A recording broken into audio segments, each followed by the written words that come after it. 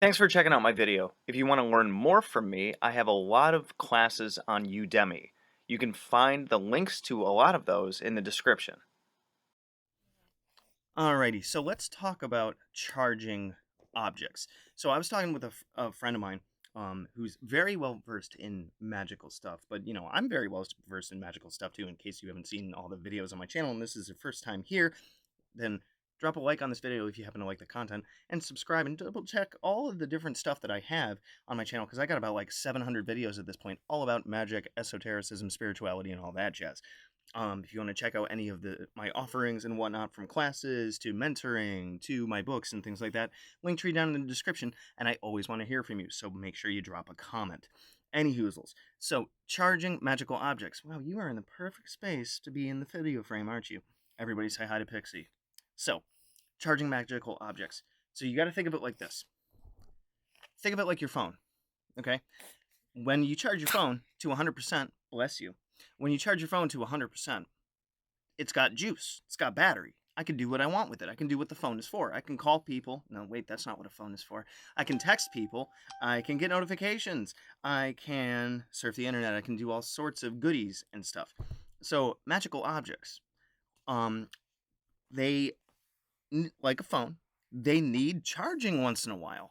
Just because you charge it with a specific intent or whatever, it's like any other thing that holds a charge. It runs out of juice eventually. You got to charge your Tesla. You got to charge your phone. You got to charge, I don't know, you got to change the batteries in your TV remote. Do people still have those, or do they just use phone apps? Any hoozles. No, we don't want an earthquake. Don't rub your face on my screen. So, for example, let me give you one example, because this is like the easiest thing that I have close to me. Did I set up my props for this video? No, I didn't. If you touch the laptop screen again, you are in trouble. So these are two stones, okay? Now, you're like, oh, hey, they're just rocks. Well, in the Indian Paco tradition, these are, well, they're from Mother Earth. They're from the earth around us, and they are representative of the particular place that I got them from, because I remember the ocean that I got these from, so it already has that spiritual connotation. Now, whenever I use these, I call on and invoke several different spirits, several different names. Um, Incahuascar, Mama Serena. Then I do the Amaru, Amaru, Machakwi, Atarango, Kente, Kuntar, Mama Kia, Quetzal, and Taita Inti for starters. And when I do that, not only am I asking for their presence here, but this is like my connection to them in that particular instance. So I am charging them in that way when I use them. And then these are cleansing stones. They're meant to cleanse negative or heavy energy, what's called hucha. And by the way, if you're interested in learning any of this Andean shamanism stuff, I do have a tier on Patreon for it. And we do 2 video lessons a month and 2 bits of homework a month. So you learn all the different stuff that me and my lady know about this jazz. Also, another thing about sacred objects, keep them in nice things. Don't just leave them laying out, to collect dust and whatnot. You want to treat them with respect. You can kind of think of your objects, your ritual tools, your magical objects, as friends, right? They are tools. They are things that help you, just like you have a friend come over and help you do something. I was just over at my in-laws, helping them out with a couple of chores. Well, I scratch their back, they scratch mine. They help me out, I help them out, and it's building a relationship. You want to think of the same way with tools. So if you get a brand new object that you want to consecrate to something, cast a circle, make a whole situation out of it, make a whole ritual of it, where the intent that you have is to charge a particular object with a particular thing. Remember, you want a statement of intent about this object is going to be for blah blah blah blah blah. I will use this object for da da da. Insert spirit names here. I ask that you come and bless this object so it can help me and serve the purpose of blah blah blah for my greater purpose of blah blah blah. Wow, that was really good. I should have written that down, but I always go with this stuff off the cuff. you know, or even different objects you wear all the time, like this I haven't taken off since I was 18. save once or twice for various reasons. Um, you know, just by like every time that I look at this, I know what the intent of this particular thing is for. And when I'm looking at it and I'm giving it my attention, technically I'm giving it energy. So the fact that I notice this thing multiple times a day, I know what it's for. I'm reaffirming what the purpose of this thing is. So that in itself is charging. You know, but when you're first charging it, it's like the normal invocation of the Watcher from the Simon Necronomicon, which is the last video that I made because I'm pumping out a bunch of them this morning. You have that introductory kind of thing. Hey, you clean it, you cleanse it. You can cleanse it with water, salt, incense, and over a flame. It's a stereotypical cleansing that you find in tons of pagan books. And then you program its intention. You could sit there and meditate with it, bring up those feelings that you want to have with that particular object, and even the intent and the desires and what this object is going to help you with. Feel that, visualize that, stuff like that. And then you're programming it. It's like let's say this phone is wiped absolutely clean. It's just like a ritual object that has no purpose. There's not even an operating system on it. You turn it on and it's like, uploaded operating system, I don't know what to do. So I plug it in and I put Android blah blah blah, whatever the heck the operating system is, and now it has a purpose, right? Or if this phone has no apps, I want to give it a purpose. I put an app in it, So some people use their phones for different things. My lady likes to take tons of pictures with her phone, so she got one that takes wicked good pictures. Me, I could care less, so I got basic model stuff.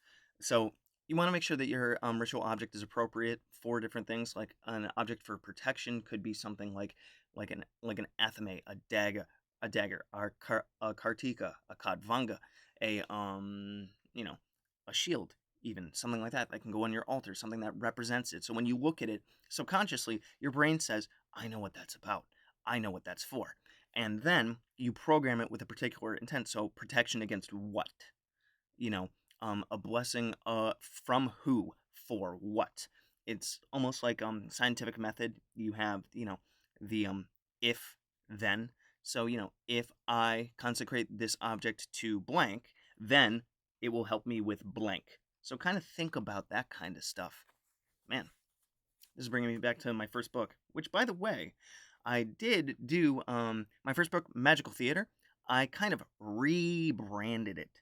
I did change the name on it, so I know it's a little bit of a side note, but I'm going to look that up anyways.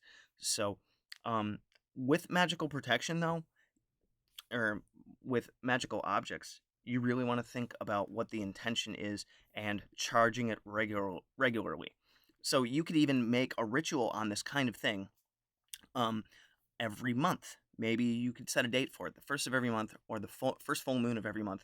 You go through a lot of your magical objects and you can call the spirits in or program their energies, and you hold them and you think about the intent that particular object is for, and then you raise the energy, building up that feeling, and then blow into it. That's one of the things that I learned from the character tradition, is when you're programming something, you blow lightly into it because you're transferring your energy through your breath.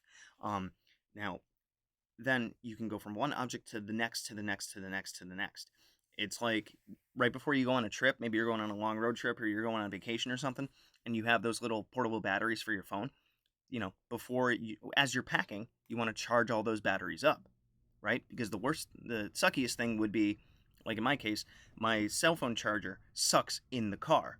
So I need an external battery to charge it. So because plugging it into the USB thing doesn't exactly charge it when I'm using like a GPS app. So I need an external battery. It would totally suck if you need to do a ritual for something, or you want to do a ritual for something, and the tool is empty, the tool is blank. And so the tool itself, if you want to think animism, doesn't know what it's supposed to be doing. And then you're like, I'm going to use you for this particular purpose. And it's like, oh, okay, now I got to get with the program. But if you're doing this kind of thing and you program it, then the tool says, oh, I'm getting picked up. I know what I'm supposed to help him out with. Hopefully that makes sense to you guys. By the way, Magical Theater has officially been rebranded as Mastering Ritual Magic. So that, if you haven't picked up Magical Theater yet, or which is now Mastering Ritual Magic. It goes over the entire standard pagan ritual format and how it makes sense in your mind. It breaks down everything from visualization to statement of intent to invoking deities to different kinds of spell work and raising energy and then bringing the energy down and how to properly cast a circle, and not only what you should do, which I find tons of books talk about. It just gives you the step by step, right? But it's how you should feel and how it works both on the inside and the outside. So if you are someone who hasn't checked out my book Magical Theater yet, and you are interested in making your rituals huge and making them make sense. That's funny, when I said huge, that light flickered. Look at that. Synchronistic.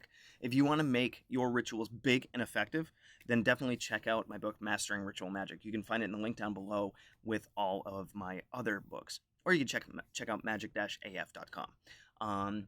So, any hoozles, definitely let me know what you think about this one, because I'm making a bunch of different videos today. If you are a member of Patreon, then you will see this on August 2nd. However, if you are seeing this when you are now in September, then Patreon members and YouTube channel members, you guys get the videos at least a month in advance, as long as I keep up my good schedule. Anyways, Patreon members and YouTube channel members, thank you very much for your support, by the way. And to everyone, I will see you next time. Good hunting.